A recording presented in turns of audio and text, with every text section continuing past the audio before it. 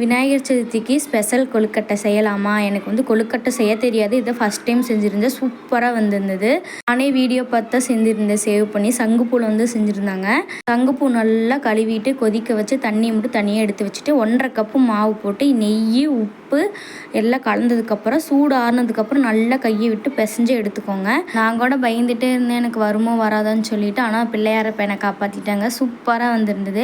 அதுக்கப்புறம் ஒரு வடைச்சட்டி வச்சு நெய் ஊற்றி துருவின தேங்காய், வெல்லம், அப்புறம் நான் வந்து வேர்க்கடலை பொடியெல்லாம் சேர்த்திட்டு நல்லா கிளறினதுக்கப்புறம் என்கிட்ட வந்து மோல்டு இல்லை. நீங்கள் வந்து மோல்டு இருந்துச்சுன்னா நீங்கள் மோல்டில் போட்டு கூட செய்யுங்க. என்கிட்ட வந்து மோல்டு இல்லைன்னு சொல்லிட்டு நான் வாழை இலையில் இந்த மாதிரி ரவுண்டாக பால் மாதிரி உருட்டி இந்த மாதிரி லைட்டாக தட்டினீங்கன்னா வந்து சூப்பராக வந்துடும்.